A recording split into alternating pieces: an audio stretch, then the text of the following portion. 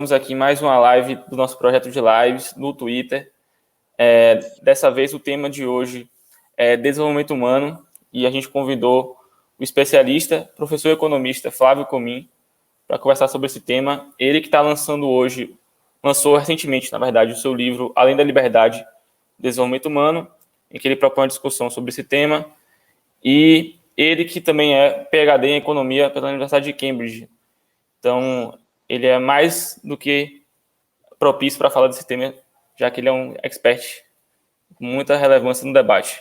Então, para começar, professor, primeiro agradecer a sua presença aqui, esse nosso convite. E eu queria pedir para que você fizesse um pequeno resumo assim, do seu livro, do que você está abordando nele, enfim, para as pessoas conhecerem um pouco mais sobre isso. Muito bem, não, a primeira coisa é agradecer a vocês pelo convite, assim, super simpático, para mim é uma alegria estar aqui com vocês. Como eu falo no livro, assim, eu vou começar contando uma história, né? E a história que eu conto, assim, é que quando eu termino o meu doutorado em Cambridge, e eu fico, assim, entre mundos, né, aquela coisa que acontece com muita gente, às vezes, eu comecei a trabalhar num projeto de pesquisa lá, em que o meu chefe, ele disse, mas eu quero uma crítica ética, eu preciso de uma crítica ética. Eu disse, não, mas para aí, a gente é economista, que história é essa de crítica ética? Ele disse, não, mas eu preciso de uma crítica ética, um projeto de perdão de dívida dos países em desenvolvimento, chamado Jubileu 2000. Isso, a gente estava lá em 1998, 1999, a minha história é do século passado, hein? Antiga a minha história. E aí eu lembro que uma professora que eu tive lá, num curso que eu fiz, que se chamava Questões Filosóficas em Economia, ela sempre dizia, que a gente lia os textos do Sen e tal, ela dizia, o Sen é o herói do nosso curso. E aí eu disse, talvez o Sen. E aí o Sen ganha o Prêmio Nobel em 1998 e vai para Cambridge, vira master de um dos colleges mais bacanudos que tem lá. Então, a ideia de começar a estudar o Sen, porque o meu doutorado tinha sido em História do Pensamento Econômico, me dedicar ao desenvolvimento, foi uma coisa assim que marcou. É interessante, né? A gente acha, termina os estudos, vai continuar naquilo, não marcou. E aí, desde então, eu como professor de Cambridge durante um tempo, como professor associado, que eu ainda continuo lá, durante 20 anos eu fiz grupos de leitura. Todos os anos, até esse ano de pandemia, teve grupo de leitura também. E o primeiro livro que a gente leu foi o Desenvolvimento com Liberdade. Esse, do Amartya Sen. Esse ano, fazendo 20 anos, assim, a gente teve a ideia de voltar a ler o primeiro livro, 20 anos depois, fazer o grupo de leitura. Só que ao voltar a ler esse livro, o livro é o mesmo, mas a gente não. 20 anos depois, a percepção que eu tenho do livro, o que era importante, o que não é importante, a gente cresce profissionalmente também, cresce em termos de espírito crítico, de vivência. Então, além da liberdade, ele surge de olhar o desenvolvimento como liberdade a partir de uma perspectiva crítica, mas também com a necessidade de explicar conceitos básicos, porque durante esses 20 anos eu dei muita aula sobre isso, fiz muito exemplo, fiz muito jogo em sala de aula. Então, a ideia do livro foi assim, eu vou contar o livro como fosse nas minhas aulas, contando as minhas histórias, o livro tem história, muita história do Sen, coisas que eu tive uma intersecção com ele, organizei várias conferências com ele também, várias histórias que eu vi do Sen, eu conto no livro também, de uma maneira informal, como se eu tivesse em aula. Então, a ideia é revisar os conceitos principais de desenvolvimento humano e, logo depois disso, contar essas histórias, né, de uma maneira amigável. Perfeito. Então, eu queria já começar a perguntar como o cerceamento da liberdade de ir e vir pode interferir no desenvolvimento humano. Contextualizando, né, essa pergunta. Quem mora na Baixada Fluminense do Rio de Janeiro gasta mais ou menos R$30 para conseguir ir ao Rio, para poder ir à praia. Então, assim, o quanto uma família pobre de 3 pessoas, por exemplo, vai gastar R$30 só de condução para chegar lá. O quanto esse cerceamento específico pode atrapalhar no desenvolvimento de uma criança, por exemplo, que não consegue ter acesso a um bem que é um patrimônio que teoricamente está disponível a todo mundo de forma gratuita. Muito bem. Assim, não, o seu exemplo é ótimo, porque quando o Sen diz que desenvolvimento é uma liberdade, o que ele está dizendo é que o subdesenvolvimento e a pobreza, como o pior nela, é a falta de liberdade que as pessoas têm. Não é apenas que você não vai ao rio e você não vai à praia, você não pode. E assim como você não tem essa liberdade, você não tem outras liberdades. Tem muitos jovens que têm a liberdade de estudar, que eles precisam se virar desde cedo para ganhar alguma coisa da vida, fazer alguma coisa da vida. Tem muitas pessoas que não têm a liberdade também de não trabalhar durante uma pandemia, e elas sabem que elas vão se expor, elas vão pegar o ônibus cheio, a condução cheia, e que elas vão estar muito expostas, vai estar todo mundo apertado igual como estava antes. Tem muita mãe que sabe que não tem a liberdade para cuidar do seu filho, ela tem que sair para fazer alguma coisa, tem que deixar a criança com outra. Mas quando a gente coloca tudo isso em conjunto, a gente vê que o desenvolvimento consiste nas pessoas terem escolhas, terem opções. O de ir e vir, mas também a opção de você falar ou não falar o que você pode, a opção de ser escutado ou de não ser escutado, a opção de ter uma demanda ou não ter, ou não deixarem a sua demanda individual ou social ser escutada. Ou seja, o subdesenvolvimento e a pobreza faz com que, no limite, as pessoas virem ninguém. Elas viram nada, elas não existem. E não faz a mínima diferença para ninguém. Agora, claro, sem chegar nesse ponto, ele tem que ir lá para o Aristóteles e ele tem que dizer o seguinte: olha como meios são diferentes dos fins. Olha como, ao invés da gente estar preocupado com o desenvolvimento, com os fins do desenvolvimento, a gente está só preocupado em renda e riqueza, que são meios importantes, mas esses meios eles precisam ser convertidos para que as pessoas possam ter o que o Sen vai chamar de funcionamentos e capacitações, que são essas liberdades importantes. Então, assim, eu concordo plenamente com o seu exemplo, acho que o seu exemplo ilustra uma das faltas de liberdades que existem e que caracterizam uma vida dura, uma vida difícil, principalmente para as pessoas que são mais excluídas do nosso país e de todos os países. Obrigada. Professor, eu queria entrar agora num tópico que eu vejo bastante assim, nos debates, mas que nem todo mundo parece entender, que é o tópico do capital humano. E acho que até vale a pena também, se o senhor quiser falar um pouquinho do que significa isso, que é um tema que parece ser bem complexo. Mas eu queria entender também qual é a relação desse capital humano no que se refere ao desenvolvimento econômico e humano. Tipo, se ele realmente tem uma importância muito grande nesse processo. Então, agora você me colocou numa saia justa, pode ser que eu não entenda também, eu vou dizer o que eu entendo, né? Mas não sei se esse é o entendimento correto.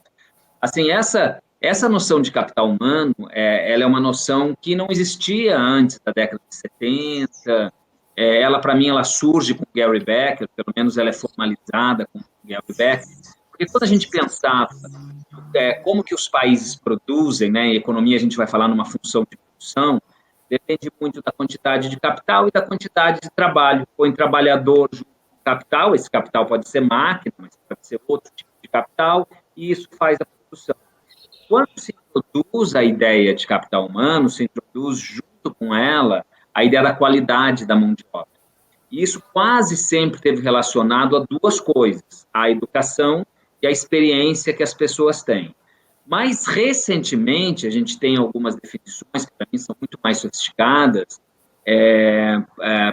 que, pelo menos, eu acho que são mais sofisticadas, porque elas distinguem entre as características desse capital humano. O que é capital humano? Será que são elementos apenas cognitivos ou será que tem elementos psicoemocionais? E o Heckman, que ganhou o Prêmio Nobel em Economia lá por 2000, da Universidade de Chicago, ele vai fazer essa separação e vai nos convidar a uma viagem super interessante. Por que é interessante? Porque a gente vê que a motivação das pessoas, que é o cognitivo, afeta o cognitivo.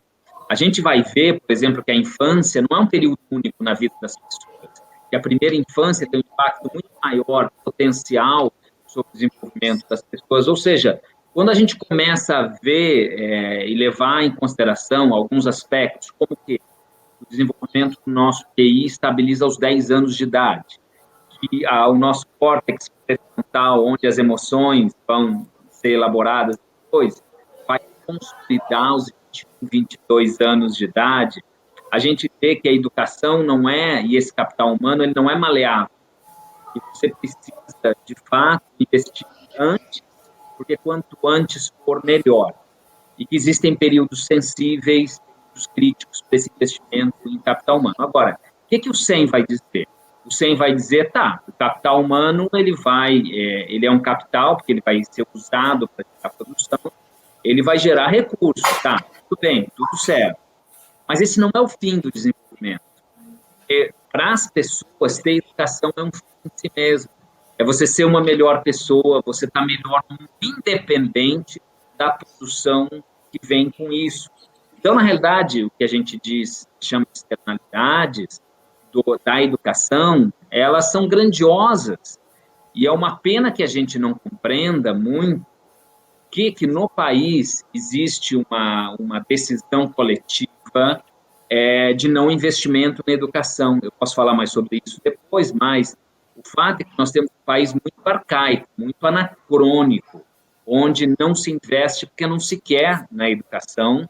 Hoje mesmo, eu vejo as notícias dia anterior, porque aqui já é muito tarde, então, às vezes, eu vejo os vídeos, as universidades, que vai afetar a PUC, imagino, mas as universidades federais, como a UFRJ, é um absurdo um orçamento que estava em quase 800 milhões, baixar de 300 milhões. Então, mas esse não é o pior. O pior é que a gente não investe na educação básica. A gente investe um terço, quarto na educação básica, em comparação com países da OCDE. Né? Criancinha, essa educação que é tão importante. Então, o capital humano está na essência do país, mas o capital humano mexe com estruturas de poder também. Então, que a igualdade é aquela mesma história, assim, eu sou da década dos 80, que a gente dizia a inflação é muito ruim, a hiperinflação é muito ruim. Não, peraí, não era. A hiperinflação não era ruim para todo mundo. As pessoas que estavam mais próximas do mercado financeiro, elas tinham ganhos reais, que aquele que ganhava o dinheiro no início lá do mês ia o poder aquisitivo do dinheiro perder seu poder de compra ao longo do mês, não via. Então, essa discussão de capital humano ela é a ponta de um iceberg para falar de estrutura e hierarquia na sociedade dentro da perspectiva do desenvolvimento humano. Eu queria saber também como o desenvolvimento econômico do nosso país é influenciado pelos empecilhos das diversas carências de efetividade de direitos sociais que nós deixamos de ter justamente por essa administração conturbada, não só no governo Bolsonaro, né? Em outros a gente teve algumas melhoras, mas só que, em regra, a gente tem a falta de direitos sociais. E como isso afeta diretamente o nosso desenvolvimento econômico. E eu também estava pensando, hoje em dia, o quanto a internet é essencial para você estar ligada com o mundo, né? E, especificamente, essa falta de internet afeta também nesse capital humano. Então, não, é isso mesmo, né? Eu concordo com essa sequência, né, que vocês explicaram. Eu acho que a gente vai no caminho de como é que resolve, como é que destrava alguns desafios de política pública. Os economistas vão dizer, principalmente os economistas mais conservadores vão dizer, que tem que fazer que o Estado não atrapalhe a economia.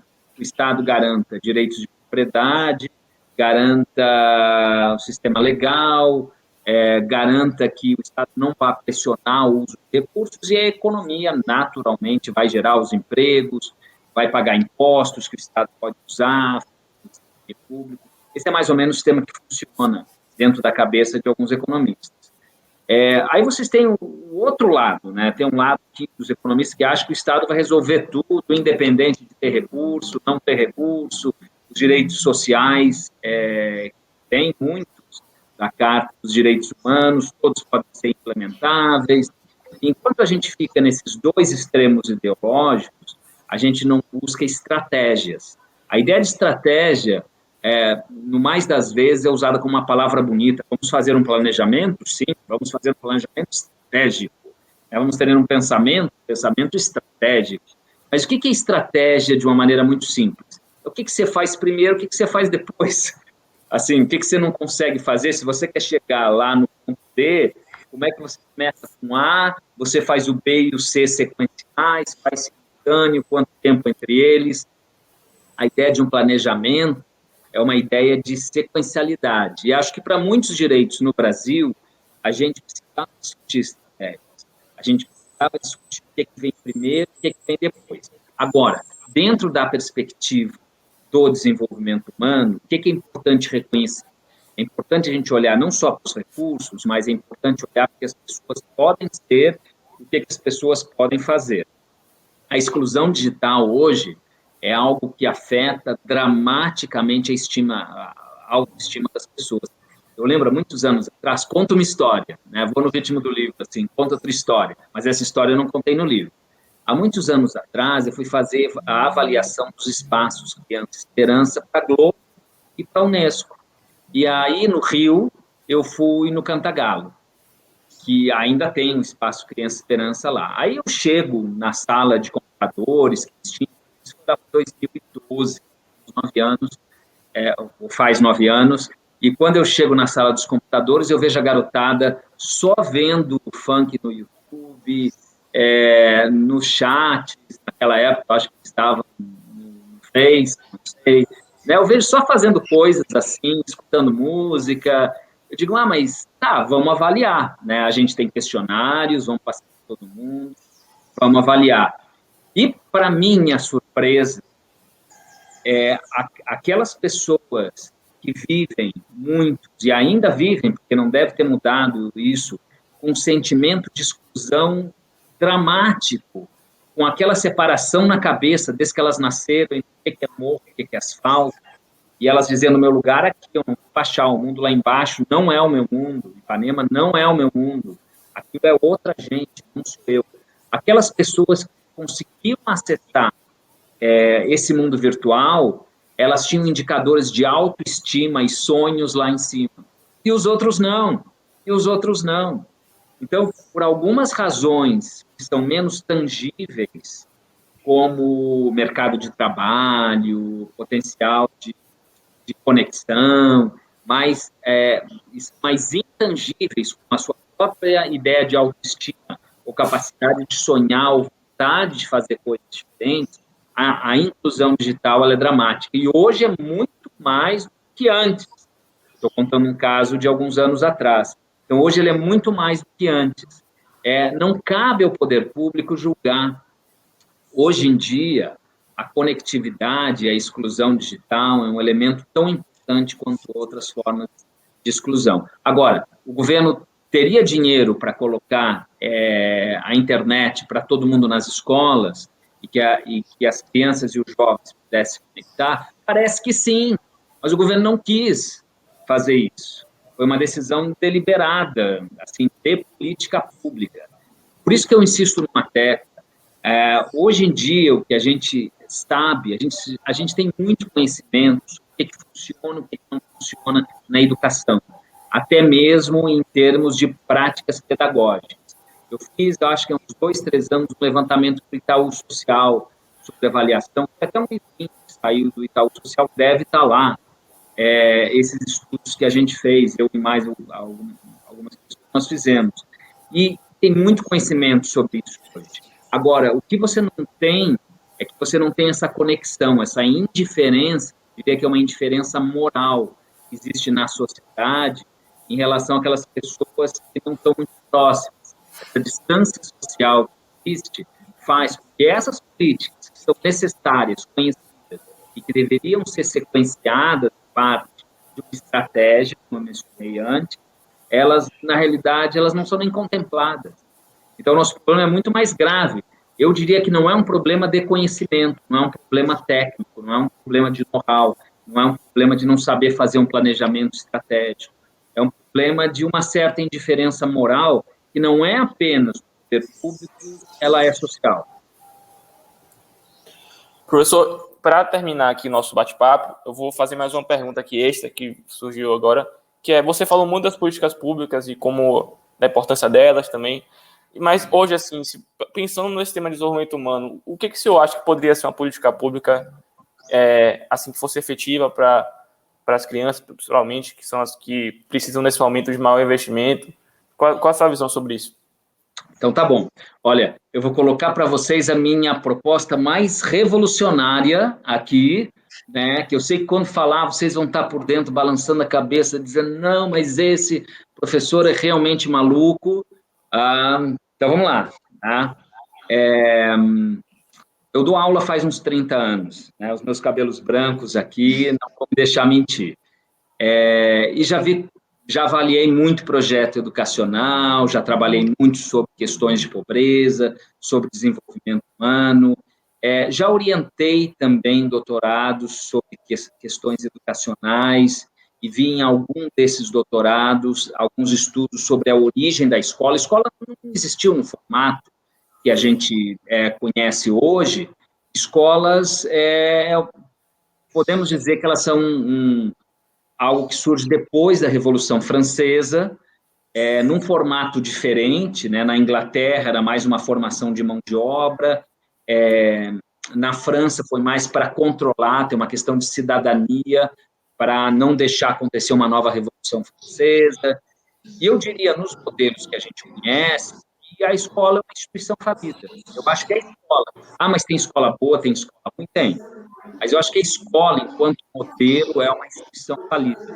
Acho que existem ondas pedagógicas dentro da escola. Como, por exemplo, trabalhar em projetos. Professor, desculpa, isso que eu ia falar, tá? Um barulho agora, eu não estou conseguindo escutar um pouco. Ai, meu Deus, é aqui, deixa eu fechar o... Pronto, desculpa então. São protestos, viu? Eu disse que ia ter protestos. São os protestos. Mas, assim, o principal ponto é que a escola, assim, nos meus estudos e no meu entendimento, é uma instituição falida. Então, o que precisaria fazer? E por que eu digo que é uma instituição falida? Porque, por exemplo, no Brasil, você chega no terceiro ano do primário, 60% das crianças não sabem a matemática que devia saber. E quando você vai para o ensino médio, 90% não sabe. Só que todo mundo olha a manchete, 90% não sabe, quando chega no final do ensino médio, mas já 60% da matemática que devia ser aprendida, já não é aprendida no terceiro ano. E por que ela não é? A gente fez uns estudos bem legais, inclusive, para quem tiver interesse, tem reportagem, um saiu na Folha, outro no Estadão, no qual, e a gente sempre trabalhou com Paulo Saldanha, né? Olha o nome do repórter, assim, que fez essas reportagens bacanudas. E uma das coisas interessantes é que nesse terceiro ano, Plano de Capital Humano também, né? Nesse terceiro ano do fundamental, são coisas que os pais poderiam explicar. Só que os pais, a gente testou o conhecimento de matemática dos pais, no estudo que a gente fez, os pais não sabem também. Então, na realidade, nós temos um grande problema no Brasil, que não é apenas que o nosso fluxo da educação é falho, a criança que entra, não continua, a criança que sai, mas todo estoque de fracasso na educação, ele existe, ele está plantado na economia brasileira, ele faz com que exista uma transmissão intergeracional de ignorância, de falta de conhecimento, de preconceito contra matérias como, por exemplo, a matemática, os quais você não consegue fazer com que as meninas entrem na mesma proporção depois nas profissões que usam matemática, como os meninos, você reduz a possibilidade delas terem um trabalho nessa área chamada STEM, Science, Technology, Engineering e Matemática. E aí, o que acontece? A gente tem um problema que não é apenas, eu repito, não é apenas um problema de fluxo, é um problema de estudo. Então, a escola não dá mais conta disso. A gente precisaria de centros nos quais as crianças aprendessem e os adultos aprendessem também, onde tivessem opções como existem vários países desenvolvidos que têm por bairros, centros, baseados nas antigas bibliotecas, nas quais hoje a inclusão digital, cursos que as pessoas dão, outras atividades, workshops para fazer outras coisas. Você precisa reinventar essa parte social, porque a escola, de sentar 30 crianças juntas, não está dando certo, os resultados não são bons. Quem consegue se reinventar, se reinventa, quem consegue fazer em grupos pequenos, faz, mas o fato é que, principalmente um país como o Brasil, que tem um passivo de capital humano gigantesco como que a gente tem, a gente não precisa educar apenas as crianças, a gente precisa tentar resgatar e educar todo o estoque de pessoas para os quais o sistema educacional falhou com elas. Então, acho que para arrumar isso, para resolver isso, a gente precisa ter a coragem de dizer, ó, o rei está nu, né? A bunda do rei está ali, sabe a história do imperador está nu? Né? Está ali, a gente está vendo, a escola, nesse modelo, não tem funcionado. Os professores, outra pesquisa no qual participei, foi uma pesquisa feita no Instituto TIM, aí do Rio, e a gente viu que os professores estão no top de burnout, e já estavam antes do Covid. Então, né, você tem instituições que os professores estão detonados, as crianças desmotivadas, os jovens não têm muita vontade. A gente precisa reinventar isso, precisa pensar novas formas, e eu diria formas que incluam os adultos também, que seja um mingau quente, que você tem que comer pelas bordas, você começa com coisas que possam atrair as pessoas, cursos de teatro, bibliotecas diferentes, coisas, maneiras, a cultura talvez seja a questão mais importante, dentro da cultura, colocar a educação. Bom, fica a posta, oh, meu Deus, que é isso? Mas, pelo que eu vi até agora, a gente precisa repensar isso de uma maneira mais clara do que a gente tem hoje. Professor, um amigo internauta aqui mandou uma pergunta para você, que é sobre essa questão da escola. Se você falou da questão de reinventar escolas e achar outras maneiras, mas para você existe um modelo ideal de escola ou é algo que tem que ser pesquisado ainda a fundo, ser pensado? Assim, eu tenho uma filha. Ela vai ficar brava se souber que eu estou falando dela. Né? 14 anos, vocês podem imaginar. Né? Eu tenho uma filha. Mas a gente viajou muito, né? De sabático nos Estados Unidos. Toda vez que eu ia para a Inglaterra, das minhas aulas, eu passava 3 meses lá. Ela era pequena, ela ia junto, ela ia para a escola num lugar, ia para a escola no outro. No Brasil, a gente morou, na época que eu trabalhei no FNUD, a gente morou em Brasília, escola em Brasília, Porto Alegre também, escola em Porto Alegre. Eu vi muita escola diferente, além das escolas que eu vi pela minha pesquisa em partes diferentes do Brasil. E o que eu diria é que faz muita diferença quando as escolas são humanizadas. Escolas humanizadas são aquelas nas quais o professor sabe o nome do aluno, vai parar para conversar com o aluno. Isso, em geral, é muito difícil acontecer quando o professor tem 10 turmas. E é difícil, cognitivamente, o professor aprender o nome de todo mundo, aprender a situação. Tem alguns heróis que fazem isso. Tem professores e professoras, né, heróis e heroínas que fazem isso. Mas é muito difícil. A escola precisa ser um ambiente divertido.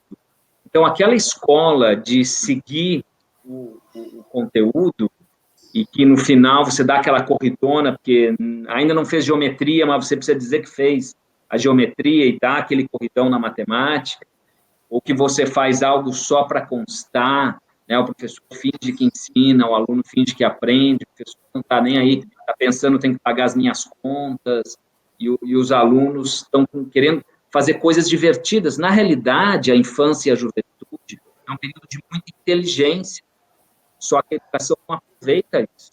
A maneira de aproveitar isso é pensar não apenas pedagogicamente diferente, mas como é que você coloca recurso.